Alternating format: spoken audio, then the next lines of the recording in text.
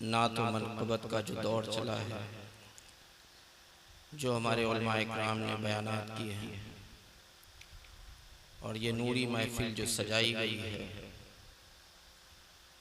बड़े ही खुश नसीब हैं वो लोग जो इस महफिल में इस वक्त हाजिर हैं। ये न तकरीर का वक्त है, माहौल में देख रहा हूँ जब से आया हुआ हूँ बिखरा बिखरा है। शायद इनको इल्म नहीं है कि महफिल जो सजाई गई है ये मदीने वाले की महफिल है, और ये महफिल उसके लिए सजाई गई है जिसका बुलावा मदीने से आया है। कितना खुशकिस्मत होगा वो शख्स जो इस साल मदीने के सफर पे है।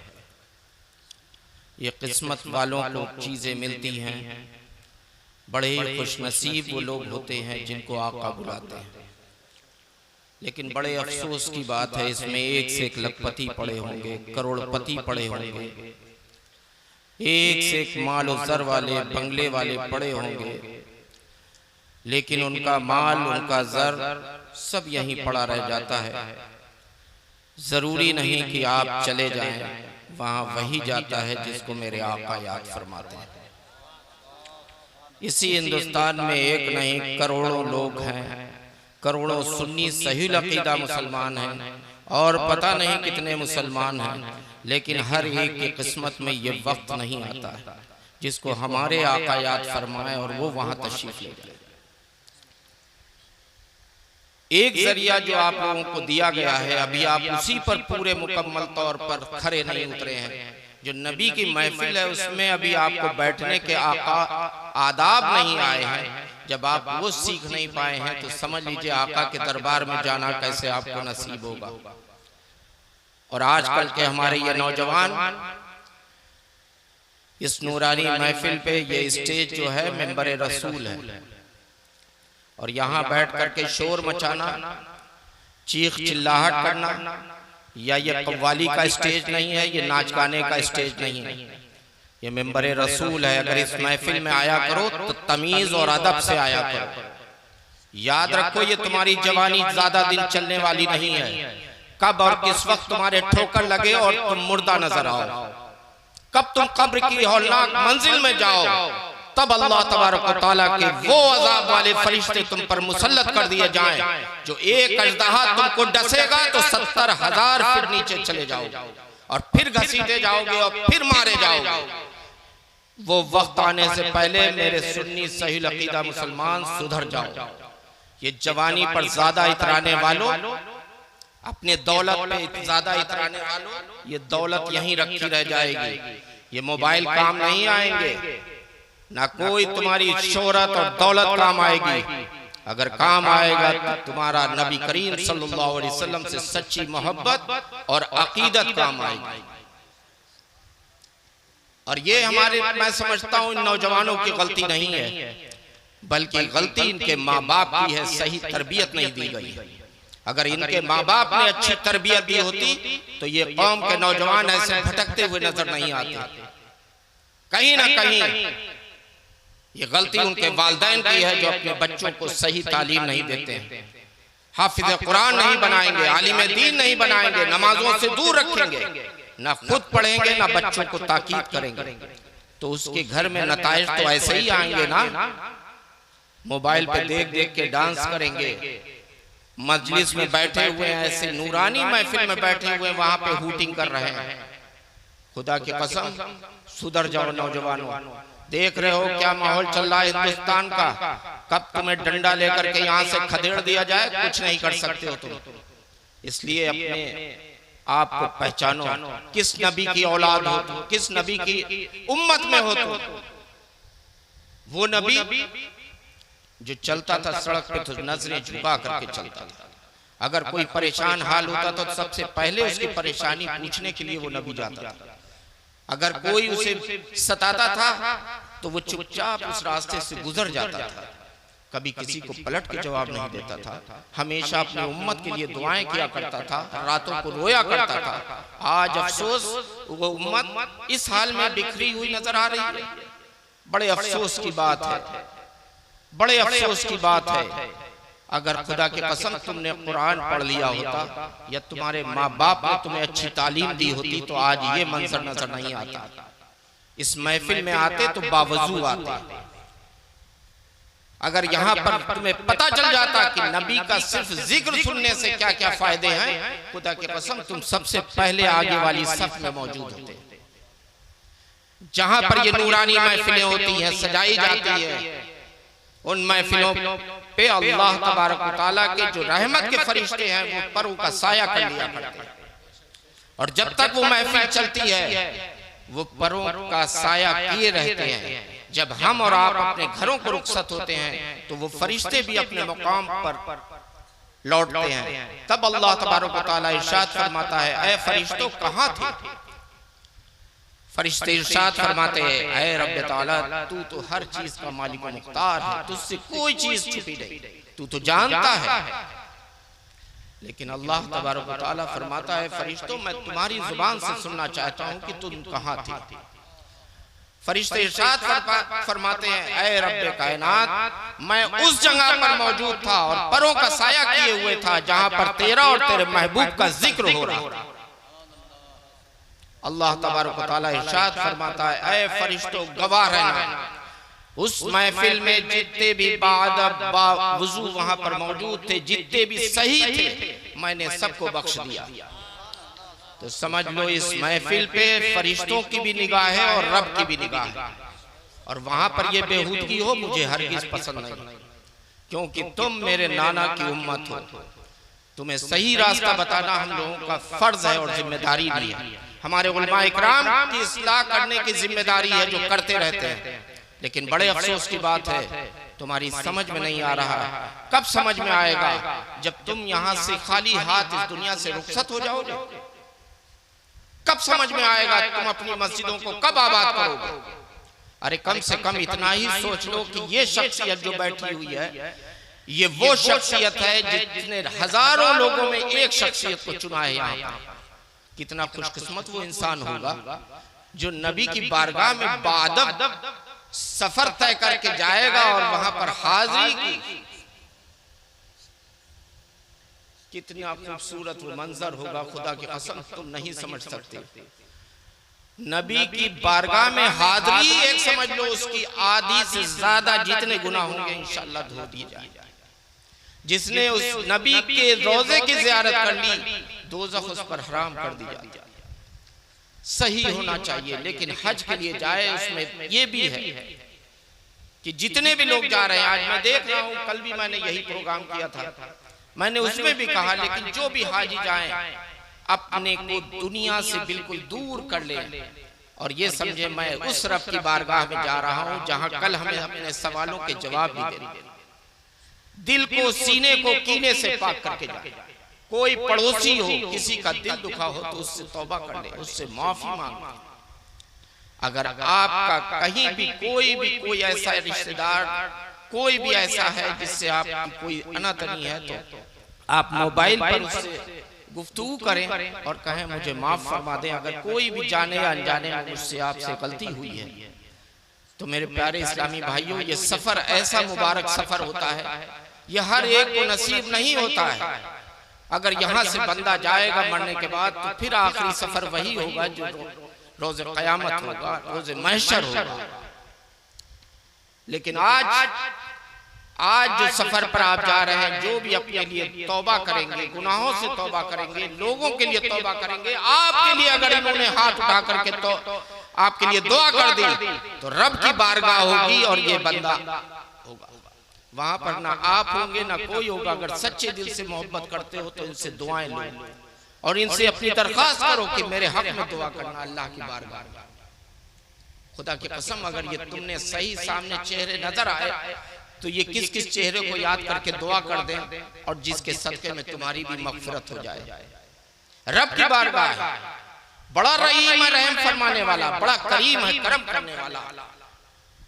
एक हाजी साहब ने 17 हज किए, अल्लाह के वली थे, लेकिन हर दफा आवाज आती थी तुम्हारा हज कबूल नहीं हुआ, तुम्हारा हज कबूल नहीं हुआ। जब सादा हो गए तो एक दफा जब आप हज के लिए आप चले तो एक नौजवान को साथ ले लिया। फरमाया जब हज करने लगे तो आवाज आई तो उस नौजवान ने कहा एक चीज बताओ, तुमने 17 हज करे हैं अभी तक, तुम्हारा एक भी हज कबूल नहीं हुआ, ऐसी क्या वजह है? तो उस बंदे ने क्या कहा, सुनो नौजवानों, कहा मैं इस दर को छोड़ के जाऊं तो जाऊं कहां, मुझे 17 नहीं 70 भी हज करना पड़ेगा, लेकिन आऊंगा मैं इसी दर पे, क्योंकि मुझे मिलेगा तो इसी दर से मिलेगा, मेरी मग़फ़िरत होगी तो इसी दर से मिलेगी, और कोई मेरे लिए इस दुनिया में कोई दर ऐसा नहीं है जिसको मैं छोड़ करके दूसरे दर पे जाऊं।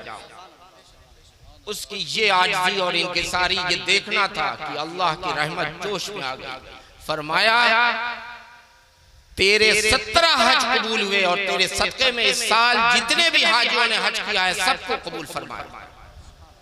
तो ये अल्लाह रहीम है, रहम फरमाने वाला, अल्लाह करीम है, करम फरमाने वाला, किसकी कौन सी नेकी पसंद आ जाए और वो सबकी मग़फ़िरत फरमा दे, और किसके दिल से सच्ची दुआ निकल जाए और अल्लाह तबारक व तआला की बारगाह में वो कबूल हो जाए। तो प्यारे इस्लामी भाइयों, कहने का मकसद ये है, बड़े अजीम लोग होते हैं जो ऐसी जगहों पे हाजिरी का शर्फ इनके पैसे से नहीं हुआ, इनके दिल के लगाव से हुआ, इनके सीने में जो सच्ची मोहब्बत थी वो खिंचाव पैदा किया। इसलिए इनका इस साल अल्लाह तबारक व तआला ने वो मुकाम अता फरमाया जो ये हाजियों की लिस्ट में शामिल हो गए। हाजियों की लिस्ट में शामिल होना कोई आसान बात नहीं। कितने लोग पैसे जमा करके भी बाद में काट दिए जाते हैं, कहीं ना कहीं तो कमी रहती होगी। कबूलियत हो तो सबका आ जाए ऐसा नहीं है। बहुत खास लोग मैंने भी देखे हैं कि बड़ी कोशिश कर रहा था, मेरा नाम ही कट गया, शायद कुछ कमी होगी इसीलिए तो काट दिया गया। इसलिए अपने सीने को कीने से पाक रखो और ये याद रखो, नबी करीम सल्लल्लाहु अलैहि वसल्लम से सच्ची मोहब्बत का माना है कि नमाजों की पाबंदी करना, उनके इश्क में डूब जाना, उनकी सुन्नतों की पाबंदी करना, किसी का दिल नहीं दुखाना, किसी का माल जर नहीं छीनना, किसी पे जबर नहीं करना। अगर सच्ची मोहब्बत है तो उनकी सुन्नतों पर अमल करो, अपने चेहरे पे दाढ़ी सजाओ, कुरान की तिलावत करो और नमाजों की पाबंदी करो। चंद रोजा दुनिया है, खुदा की कसम कब ठोकर लगे कब चला जाए इस दुनिया से इंसान कोई भरोसा नहीं। कितने हादसात होते रहते हैं, गाड़ियों से लो, ट्रेन से लो, इससे लो, उससे लो, जा रहे हैं पता चला एक्सीडेंट हो गया, चल रहे हैं अच्छा खासा खा पी रहे हैं अटैक पड़ गया, पल भर का खबर नहीं है, पल भर की। लेकिन फिर भी मैं अकड़ के चल रहा हूँ। जो भी दुनिया में तुम्हें वक्त दिया गया है वो अल्लाह तबारक व तआला ने अपनी इबादत के लिए दिया, अमल करने के लिए दिया है, इसलिए अमल करना सीखो। और इसके लिए जिम्मेदार उनके वालिदैन हैं। अगर बच्चों को आपने अच्छी तालीम दी होती, उन्हें हाफिज़ कुरान बनाया होता, दीन के बारे में सच्ची जानकारी और अच्छी जानकारी अगर होती तो ये महफिलों में अदब के साथ आता। मेरा कहने का मकसद ये है कि अपनी बेटियों को अच्छी तालीम देना शुरू करो, क्योंकि घर की तरबियत जो होती है वो माँ से होती है। अगर माँ जाहिल है तो समझ लेना तो उसकी औलाद भी जाहिल रहेगी। जब उसे कुछ आता ही नहीं तो अपनी औलाद को क्या बताएगी, कौन सा सही रास्ता है, कौन सा गलत रास्ता है। अगर तुम्हें वाकई तालीम देना है तो अपनी बेटियों को हाफिज़ कुरान बनाओ, नमाजों की पाबंद बनाओ। खुदा की कसम कई नस्लें सुधारती हुई नजर आएगी एक बेटी तुम्हारी। जिस घर में जाएगी अगर शौहर बेनमाजी है तो नमाज का तरीका सिखा देगी। ससुर उसकी 5 वक्त की नमाज की पाबंदी देखकर, उसके कुरान की तिलावत सुन करके वो दूर नहीं दिन कि वो खुद शर्मिंदगी में आकर के अपने खुद पे खुद नमाजी बन जाएगा।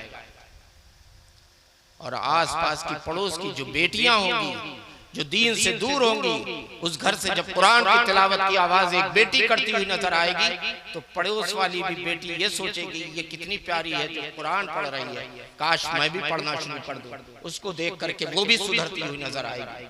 इसलिए तरबियत की जरूरत है। लड़कियों के लिए, बेटियों के लिए, कोई भी औरत के लिए कोई पाबंदी नहीं, लेकिन उठना बैठना हमारा फातिमी होना चाहिए, बीबी फातिमा की सुन्नतों के मुताबिक होना चाहिए। बेटियों को इतनी छूट मत दीजिए कि वो गुमराहियत की तरफ चली जाए, उनको अच्छी तालीम दीजिए। अगर कोई बेटी बाहर गई है, देर से आई है, तो उससे फौरन टोकिए कि इतना टाइम कहाँ लगाया, कहाँ गई थी। जब ये खौफ आपके बेटियों के दिल में होगा तो खुदा की कसम गलत कदम कभी नहीं उठा सकती। सही तालीम देना है। बेटे अगर गलत सड़क पर खड़े हैं तो उनको टोकिए, कैसे तुम इतने टाइम कैसे आ रहे हैं, कहाँ थे, नमाज पढ़ी। अगर आपने ये उसूल अपने घर में पैदा कर लिया, तरबियत अच्छी हो जाएगी, तो समझ लो तुम्हारा माशरा सुधरता हुआ नजर आएगा। लेकिन अफसोस कि माँ बाप ने आजकल अपनी जिम्मेदारियों से बिल्कुल मुंह मोड़ लिया है। बेटा थोड़ा से जवान हुआ, बाल इतने लंबे, बाप ने खुद कहा बेटा वो वाले रखो जो आजकल चल रहे हैं, और वो रखवा करके आ रहा है तो बाप बड़ा खुश हो रहा है, हमारा बेटा देखो फलां की कितनी अच्छी। अरे बड़े अफसोस की बात है, खुदा की कसम अगर तुम्हारा बेटा अपने चेहरे पे दाढ़ी रख करके आता बाहर से और एक सुन्नत को जिंदा करता तो लगता कि हाँ बेटा मेरा हमारा नेक है। तुमसे नमाज पढ़ने से पहले बेटा अगर नमाज के लिए तुमसे कहता अब्बा जान चलिए, तो ये बात है, ये तरबियत होती है। तो तरबियत तभी मिलेगी जब घर में दीनी माहौल होगा। माशरा तभी सुधरेगा जब तुम्हारी घर की औरतें पढ़ी लिखी होंगी, नमाजों की पाबंद होंगी, कुरान की तिलावत करती होंगी और अपनी जिंदगी बीबी फातिमा रजी अल्लाह ताला अन्हा की तरह गुजारती होंगी, उनकी सुन्नतों पर अमल करती होंगी। तुम उसे जंगल में छोड़ दोगे उस बेटी को, कभी वो गुमराह नहीं हो सकती।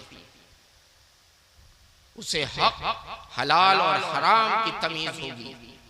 लेकिन ना हमें ये पता है कि इस्लाम है क्या चीज। हम मुसलमान के घर पैदा हो गए, चाहे जैसा माशरा हो कि उसमें चल रहे हैं कि हमारे पास बड़ा मोबाइल है, हमारे पास 4 व्हीलर गाड़ी हो गई, हम इसी में मस्त हैं। खुदा की कसम सब कबाड़ हो जाएगा 4 साल बाद, 2 साल बाद ये सब कबाड़े में पड़ी हुई नजर आएंगी। अगर वहां काम आएगा तो तुम्हारी अगर बीबी आलिमा है वो काम आएगी, तुम्हारे बच्चों को, नस्लों को सुधारती हुई नजर आएगी। उसकी गोद में जो बच्चा पलेगा वो इंशाअल्लाह आलिम दीन बनेगा या हाफिज कुरान बनेगा। और कुछ नहीं बन पाया तो कम से कम तरबियत ऐसी पाएगा कि हलाल और हराम का तो फर्क उसे मालूम ही हो जाएगा। तो बच्चे की पहली गोद जो होती है वो माँ की गोद होती है, जो पहली दरसगाह होती है। इसलिए अपने बच्चों को अच्छी तालीम दिलाओ, अच्छी तालीम दिलाओ। बेटियों में और उसमें बेटों में फर्क ना करो। उनको हाफिज कुरान बना रहे हो तो बच्चियों को भी आलिमा बनाओ। एक माशरा सुधरता हुआ नजर आएगा। हाफिज कुरान हो गए, आलिम दीन हो गए, ये स्टेज बाहर की जिंदगी देखते हैं, लेकिन घर का माशरा, घर के जो मसले होते हैं वो औरतें संभालती हैं। जब घर आपका सुधरा हुआ नजर आएगा तो बाहर का भी माहौल अपने आप सुधरता हुआ नजर आएगा। वही आलिमा बेटी, खुदा की कसम, जब रिश्ते के लिए उसके बाप कहीं ढूंढेंगे बेटे को तो वो ये कहेंगे कि बेटा सुन्नतों का पाबंद होना चाहिए। बेटा कम से कम जो भी शौहर हमारे लिए चुना जाए, कम से कम ऐसा होना चाहिए कि नमाजों की पाबंदी करता हो, चेहरे पे दाढ़ी हो, वो दौलत की तरफ नहीं भागेगी बल्कि दीन की तरफ भागेगी। वो ये नहीं चाहेगी कि मैं कल रोज़े क़यामत जन्नत की तरफ जाऊं और मेरा शौहर दोज़ख की तरफ जाए। इसलिए वो खुद सुधरी है, दूसरों को भी सुधारने की कोशिश करेगी। इससे माशरा सुधरेगा। दीनी तालीम बहुत जरूरी है। उलमा इकराम की इज्जत किया करो, हाफिज कुरान की इज्जत किया करो, अपने वालिदैन की इज्जत किया करो। घर से निकलो तो सबसे पहले अपने माँ की कदम बोसी किया करो, बाप की पेशानी चूम लिया करो, क्योंकि अल्लाह तबारक व तआला ने माँ के कदमों के नीचे जन्नत रखी है। और माँ की जिम्मेदारी ये है, जब इतनी बड़ी कीमती चीज है तो माँ की जिम्मेदारी है उस जन्नत को कैसे अपने बेटे तक पहुंचाई जाए, उसके लिए तरबियत की जरूरत है, उसके लिए तालीम की जरूरत है। जब बेटे को अच्छी तालीम देंगे तभी तो वो जन्नत में जाएगा। और अगर बेटा उसी गोद से पल करके और गुमराह हो गया, गलत रास्ता इख्तियार कर रहा है, उसकी जिम्मेदारी भी वही माँ होगी। एक माँ एक बेटी ये 5 लोगों को सुधार भी सकती है और 5 लोगों को दोज़ख तक ले जा सकती है। क्योंकि जब अल्लाह तबारक व तआला उससे सवाल पूछेगा कि मैंने तेरे कदमों में जन्नत रख दी तो तूने सही रास्ता क्यों नहीं बताया शौहर को, क्यों नहीं तूने उसे नमाज के लिए टोका, क्यों नहीं उसे नमाज के लिए भेजा। उधर बेटे से और बेटी से ये सब बेटे से सवाल होगा, जब तेरी गोद में ये पल रहा था तो तूने इसे ताकीद नहीं की थी नमाज के लिए, क्यों नहीं उसे किया। और माँ बाप से ये कोशिश होगी कि तुम दोनों रहे अनपढ़ थे या जैसे थे, कम से कम अपनी बेटी को अपने बच्चों को अच्छी तालीम तो देते, इस्लाम की तरफ तो सही इस्लाह तो करते, सही रास्ता तो दिखाते। ये बच्चे कोरे थे, जब माँ की गोद में आए थे इन्हें कुछ नहीं पता था। लेकिन अगर माँ चाहती तो उसे हाफिज कुरान भी बना सकती थी, आलिम दीन भी बना सकती थी, आलिमा भी बना सकती थी और 5 वक्त का नमाजी भी बना सकती थी। तो प्यारे इस्लामी भाइयों, ये उछल कूद की जिंदगी जीना छोड़ो। सच्ची जिंदगी जो है वो नबी करीम सल्लल्लाहु अलैहि वसल्लम की सुन्नतों पर अमल करना है। हमारे अल्लाह ने जो नमाज 5 वक्त हम सब पर फर्ज की है उसको अदा करना है, अपनी मस्जिदों को आबाद करना है, अपनी पेशानियों में सजदों की तड़प लाना है। यही रोज क़यामत काम आएगा, यही अमल काम आएंगे, यही अमाल काम आएंगे। और ऐसी शख्सियतों को जो जाते हैं बड़े ही खुशनसीब होते हैं, इनसे जरूर अपने लिए दुआ की दरख्वास्त कर दिया करो। क्या पता किस वली की बारगाह में हाजिरी हो और ये दुआ कर दे सबके लिए, अल्लाह तबारक व तआला उस दुआ को कबूल फरमा ले। तो बुजुर्गों से दुआ लिया करो, आलिमों से दुआ लिया करो। अगर तुम्हें कोई मसला समझ में नहीं आ रहा है, तुम आलिमों की सोबत इख्तियार किया करो। उनके पास आकर के आधा घंटा 1 घंटा इधर उधर घूमने से बेहतर है कि उनकी सोबत में बैठो। वो जो चीज तुम्हें बताएंगे वो सही बताएंगे, हक बताएंगे। कोई आलिम ये नहीं चाहेगा कि कोई भी इंसान गुमराह हो जाए, क्योंकि उसका अजाब उसके सर होगा। इसलिए वो हमेशा सही रास्ता बताएगा, उसके पास इल्म होगा, तुम्हें वही चीज बताएगा जो चीज सही होगी और जायज होगी। वो कभी तुम्हें गलत रास्ता नहीं बताएगा, चाहे हाफिज कुरान हो चाहे आलिम दीन, इल्म रखने वाला। वो कभी गुमराहियत का रास्ता नहीं बताएगा, बल्कि तुम्हें बचाने की कोशिश करेगा। ये नाइब रसूल है और ये मेंबर रसूल है, इसकी भी ताज़ीम किया करो। जब ऐसी जगहों पे ऐसी महफिलों में शिरकत करने आओ तो बावजूद आओ, सरों पे टोपी लगा करके आओ। बल्कि ये सोचो जिसका जिक्र हो रहा है वो मदीने वाला भी इधर ही देखता होगा। जहां पर उसका जिक्र होता है, अल्लाह और उसके रसूल का जिक्र होता है, फरिश्ते तो होते होते हैं, अल्लाह की भी खास उस पर निगाह होती है, रहमतों की बारिशें होती रहती है। लेकिन दिल से सुनने वाला होना चाहिए, अमल करने वाला होना चाहिए। तो अपने सीने को कीने से पाक करो और इनके सदक़े में ये दुआ करो आज कि अल्लाह तबारक व तआला हमको भी वो दिन दिखाए जो मैं तेरी बारगाह में हाजिर हूँ और सच्चे दिल से तौबा करूँ। आइए हम आप उस रब की बारगाह में अरीसा पेश करते हैं जिसके लिए हम और आप यहाँ पर सब हाजिर हैं। आइए हम और आप एक मरतबा दुरूद शरीफ पढ़ लें। अल्लाहुम्मा सल्लि अला सय्यदना शफीअना व हबीबना व मौलाना मुहम्मद व बारिक व सल्लिम सल्लु अलैहि सलातु व सलामन अलैका या रसूलुल्लाह सल्लल्लाहु तआला अलैहि वसल्लम। या अल्लाह या रहमान, शाम से लेकर अब तक जो भी बयान हुए हैं, जो भी नात और मनक़बत का दौर चला है, इसमें किसी किस्म की कोई भी कमी, कोई भी खामी रह गई है, इसे अपनी रहमत कामला से पूरा फरमाकर इस महफिल को अपनी बारगाह में कबूल फरमा।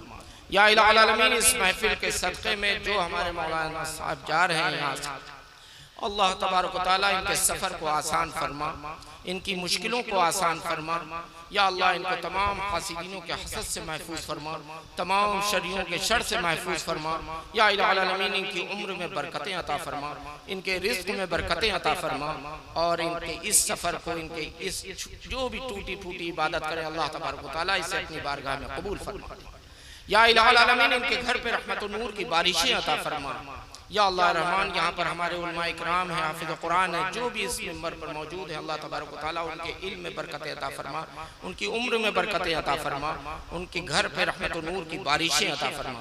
इस महफिल में जितने भी लोग यहाँ पर मौजूद हैं, जो भी जा चुके हैं, अल्लाह तबारक व तआला उनके घरों पे भी रहमत और नूर की बारिशें अता फरमा। अल्लाह तबारक व तआला इसमें जो भी परेशान हाल है उनकी परेशानियों को दूर फरमा, जो कर्जदार उनको कर्जे से सुबुदोशी अता फरमा, जो बे औलाद उनको औलाद सालेह अता फरमा। या इलाहुल आलमीन जो बीमार उनको शिफाए कामला अजला अता फरमा। या इलाहुल आलमीन जो भी हाजी साल हज के लिए जा रहे हैं, अल्लाह तबारक व तआला उन सब का हज अपनी बारगाह में कबूल फरमा। या इलाहुल आलमीन उनकी उम्रों में बरकतें अता फरमा, उनके सफर को आसान फरमा। या इलाहुल आलमीन यहाँ पर जितने लोग बैठे हुए हैं, बेशक उनके पास कोई असासा नहीं है, कोई इस लायक नहीं है, अल्लाह तबारक व तआला उनको भी गैब से रिज़्क़ अता फरमा, उनकी रोजियों में बरकतें अता फरमा, उनके कारोबार में तरक्की बरकत अता फरमा। या अल्लाह ताकि वो भी जल्द से जल्द इनको भी बुला ले अपनी बारगाह में, ये भी हाजी बन करके लौटे।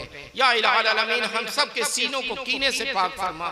या इलाहुल आलमीन हम सब से वो काम ले ले जिनसे तू राजी हो, हमें उस रास्ते से बचा जिस पे तेरा कहर गज़ब नाज़िल हुआ। या इलाहुल आलमीन जिनकी माँ बहनें यहाँ पर मौजूद है, अल्लाह तबारक व तआला उन्हें बीबी फातिमा रज़ी अल्लाह तआला अन्हा का सदका अता फरमा, उन्हीं की कनीज़ बनाकर इस दुनिया में रख, उन्हीं की कनीज़ बनाकर इस दुनिया से उठा, उन्हें बीबी फातिमा की सुन्नतों पर अमल करने की तौफीक अता फरमा। या इलाहुल आलमीन उन्हें 5 वक्त नमाज पढ़ने की तौफीक अता फरमा। जिनकी बेटियां जवान हो गई, उनके रिश्ते नहीं आ रहे हैं, अल्लाह तबारक व तआला उनके रिश्ते जल्द से जल्द अता फरमा और गैब से मदद फरमा।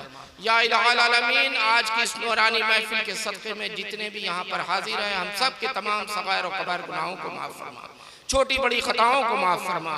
या अल्लाह हम सब की पेशानियों में सजदों की तड़प पैदा फरमा, हम सबको 5 वक्त नमाज पढ़ने की तौफीक अता फरमा। इस महफिल के सदक़े में जो भी लोग बेनमाजी, अल्लाह तबारक व तआला उन्हें भी नमाज पढ़ने की तौफीक अता फरमा। या इलाहुल आलमीन बेशक हम गुनहगार हैं, सियाहकार हैं, डूबे हुए ज़िल्लत में हैं, जो भी हैं तेरे महबूब की उम्मत में हैं, अल्लाह तबारक व तआला अपने महबूब के सदक़े तुफ़ैल में हम सब की मग़फ़िरत फरमा। या अल्लाह कब्र की हौलनाक मंजिल को आसान फरमा, पुलसरात के रास्ते को आसान फरमा। हमारे सुन्नी सही अक़ीदा जो भी नौजवान भटके हुए, अल्लाह तबारक व तआला उन्हें भी इस्लाह अता फरमा, उनकी भी इस्लाह अता फरमा, उन्हें भी सिराते मुस्तकीम पर चलने की तौफीक अता फरमा, उन्हें तमाम गुमराहियों से दूर फरमा, तमाम शर्र व शयातीन से दूर फरमा। या अल्लाह उन्हें नबी करीम सल्लल्लाहु अलैहि वसल्लम की सुन्नतों का आदी बना दे, उन्हें 5 वक्त नमाजी बना दे। या इलाहुल आलमीन हम सब से वो काम ले ले जिनसे तू राजी हो, हमें उस रास्ते से बचाना जिस पे तेरा कहर गज़ब नाज़िल हुआ। या इलाहुल आलमीन जो बीमार उनको शिफाए कामला आजला अता फरमा।